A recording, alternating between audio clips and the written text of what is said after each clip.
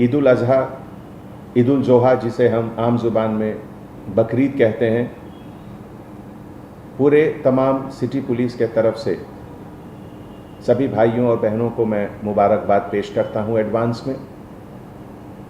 हैदराबाद शहर में ही नहीं,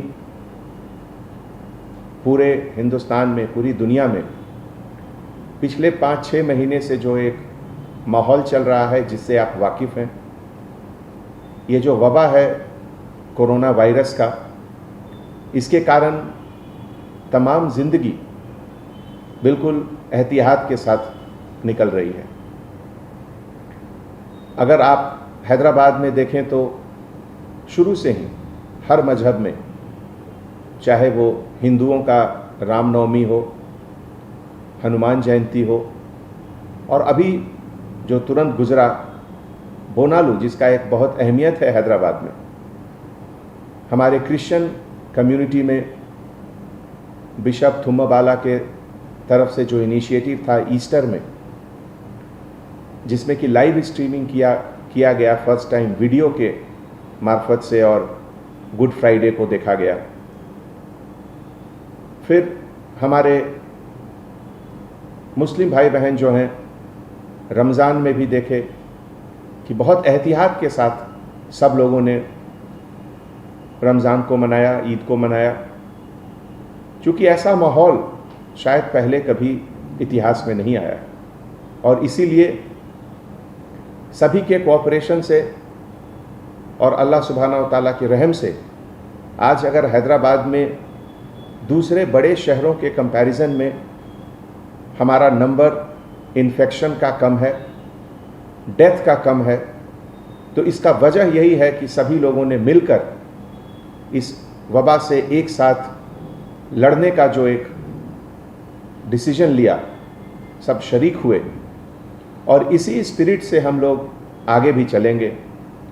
तो बकरीद में भी हम लोग इसी तरीके से आगे आप लोगों से गुजारिश कर रहे हैं, जैसा कि पहले सभी फेस्टिवल में हुआ था, रमज़ान में भी हुआ था, कि कहीं बड़ी गैदरी, कहीं जमात नहीं हुई थी। जैसा कि आप जानते हैं, ये बड़ा चोर किस्म का वायरस है। ये चुपके से आपके शरीर में दाखिल हो जाएगा अगर आप किसी के करीब जाएंगे। 2 गज की दूरी बहुत ज़रूरी है, और इसीलिए हमारे गवर्नमेंट के तरफ से और हमारे बुज़ुर्ग आलिम के तरफ से लगातार कोशिश है। सभी मस्जिद में हमेशा लोग कहते रहते हैं कि घर पे ही अपना नमाज अदा करें, और अगर मस्जिद आना है तो घर से पहले घर में ही वजू करके आएं। तो इन सब बातों का एहतियात हैदराबाद में हम लोग सब पिछले 5 महीनों से करते आ रहे हैं, और अभी बकरीद में भी मुझे यकीनन पूरा भरोसा है कि हम लोग सब मिलकर सबसे पहले, जिसको कहते हैं आज हम लोग सेफ बकरीद, सेफ ईद का एक नारा देंगे। शायद ही कोई हैदराबाद का घर है जिसमें बच्चे नहीं हैं, जिसमें बुजुर्ग नहीं हैं, जिसमें ऐसे लोग नहीं हैं जिनके पास बीपी, हार्ट या कुछ मोटापा इस तरह का बीमारी न हो। उन लोगों को बचाना सबसे ज़रूरी है, और उनको बचाने के लिए सबसे पहला चीज़ यही है कि हम लोग कम से कम दूसरे लोगों से मिलें, मुबारकबाद, ज़ुबानी मुबारकबाद पेश करें। गले मिलने की ज़रूरत नहीं है, माहौल ऐसा है। अगर जान बचेगी तो आगे आप अगले बार 4 और बकरे भी कुर्बान कर सकते हैं, लेकिन अभी बुज़ुर्गों को बचाएं, बच्चों को बचाएं। इसीलिए जो बड़ी बड़ी मस्जिदें हैं, जैसे मक्का मस्जिद, शाही मस्जिद, वहाँ के जो कॉम्पिटेंट अथॉरिटी हैं उनके तरफ से भी है ज़रूर। माहौल अभी कोई बहुत बदला नहीं है रमज़ान के महीने से। रमज़ान के महीने में अगर आप देखिए, total number of positive cases जो आए थे हैदराबाद में ही नहीं, तमाम हिंदुस्तान में, उस महीने के कंपैरिजन में अभी नंबर्स ज़्यादा हैं। इन्फेक्शंस के नंबर भी ज़्यादा हैं और जिसके कारण डेथ के नंबर भी ज़्यादा हैं। तो ऐसे हालात में कहीं भी जमात का इकट्ठा होना बिल्कुल ठीक नहीं है। जैसा कि आप लोगों ने वर्ल्ड हेल्थ ऑर्गेनाइजेशन के गाइडलाइंस पढ़े होंगे, Indian council for medical research ICMR के तरफ से जो लगातार गाइडलाइंस निकलते रहती हैं, उसमें भी इसका जिक्र है कि किसी भी तरह का रिलीजियस गैदरिंग किसी भी मज़हब का वो बिल्कुल ठीक नहीं है अभी। और वही एक ऐसा मौका है जहां ये वायरस जहां अभी तक नहीं गया वहां भी जा सकता है एक दूसरे के ट्रांसमिशन से। तो ऐसे माहौल में किसी भी तरह का गैदरिंग बाहर बिल्कुल उचित नहीं है। और मैं आप सबों से हाथ जोड़कर गुजारिश करता हूं कि आज की तारीख में अगर सबसे ज़रूरी चीज़ कुछ है तो आपका ज़िंदगी, आपका जीवन, आप स्वस्थ रहें, आप हेल्दी रहें, इससे ज़्यादा ज़रूरी कोई चीज़ नहीं है। और सिटी पुलिस के तरफ से मुझे बहुत खुशी होगी कि अगर आप सभी को ये समझाएं कि ऐसे मौके पे अभी जो एहतियात रमज़ान में सब लोगों ने दिखाए थे वही अभी बकरीद में भी रखें। कोरोना वबा से जो लोग इफ़ेक्टेड हुए और उसको हराकर, जिसको हम लोगों ने नाम दिया कोरोना कॉन्करर, कोरोना को हराकर जो वापस डिपार्टमेंट में दोबारा ड्यूटी शुरू किए, वो हमारे लिए सोर्स ऑफ इंस्पिरेशन है। उनका कॉन्फिडेंस हमारे लिए, हम सब के लिए एक मिसाल है। एक बात उसमें से एक हमारे ऑफिसर ने बहुत अच्छी कही, वो मैं यहाँ पे कहना चाहता हूँ। चूँकि बकरीद के समय सैक्रिफाइस, कुर्बानी दी जाती है, तो एक चीज़ का जहन में ज़रूर रखें कि जो कसब कसाई लोग हैं, जो कुर्बानी करते हैं, जो काटते हैं जानवरों को, वो सेहतमंद हैं या नहीं। उनका सेहत बहुत ज़रूरी है। अगर वो खुद सेहतमंद नहीं है तो वहाँ से भी ये वबा दूसरे जगह फैलने की गुंजाइश रहती है। तो मैं आप सबसे गुजारिश करता हूँ कि जहाँ से भी आप लोग जा रहे हैं गोश्त लाने, एक बार उसका भी ध्यान रखें कि जो कसाई लोग हैं उनका हेल्थ बहुत ज़रूरी है पूरे सोसाइटी के लिए, बहुत बहुत ज़रूरी, बहुत सबक मिलता है। और आज की तारीख में उस कुर्बानी की अहमियत पहले से ज़्यादा है।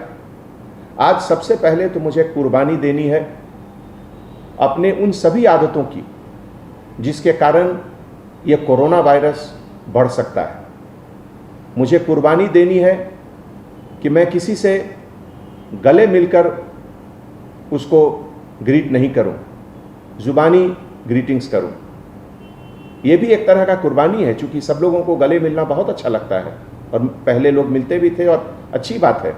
लेकिन अभी के माहौल में उसकी कुर्बानी देनी होगी, उससे अलग रहना होगा हम लोगों को।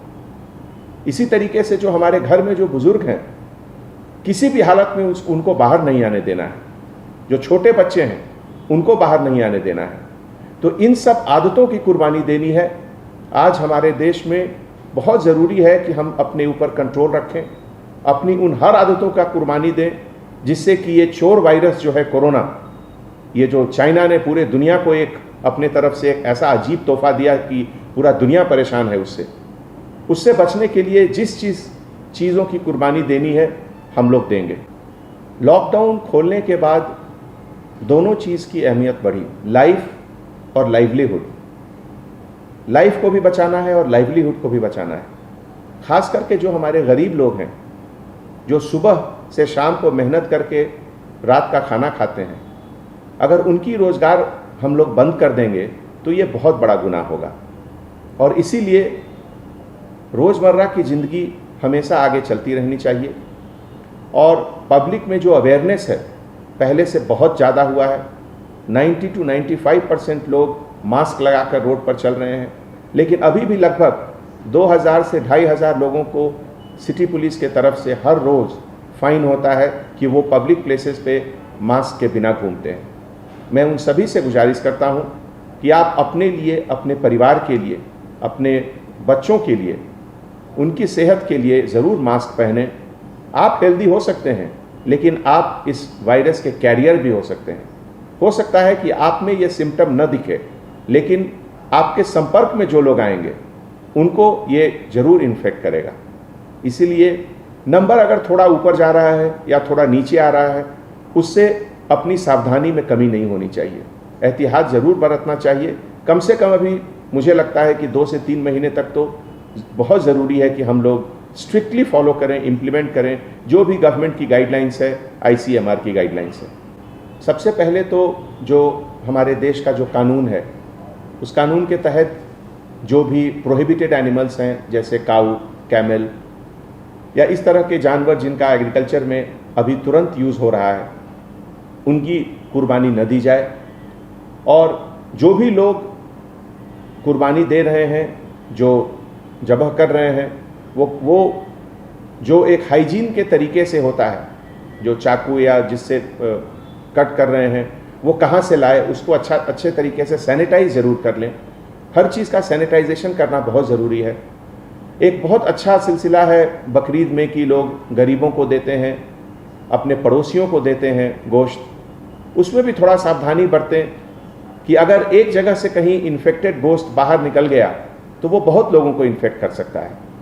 इसीलिए हमने पहले गुजारिश की थी कि जो कसब लोग हैं उनका हेल्थ बहुत इम्पॉर्टेंट है, कि वो स्वस्थ हैं, वो कैसे हैं, और घर में जो भी लोग कटिंग कर रहे हैं उनका हाथ साफ रहना चाहिए। जहाँ तक संभव हो हाथ में दस्ताने पहन लें, ग्लव्स पहन लें, और उसके बाद ज़बह करें तो बेहतर होगा। जो हमारे बुज़ुर्ग हैं, हमारे इस्लामिक स्कॉलर हैं, जो हमारे आलिम हैं, उनसे मैं दरख्वास्त करता हूँ कि कुछ रास्ता निकालें, कुछ सोचें। क्या 2 ईद की नमाज एक वक्त में हो सकती है क्या? इस तरह का कुछ सिलसिला अगर सोचकर वो कुछ निकालेंगे तो इसमें सबकी भलाई है, सभी के हेल्थ के लिए, सभी के ये वबा से बचने के लिए थोड़ा मदद मिलेगा। ये हमारी एक अपील है, हमारी गुजारिश है।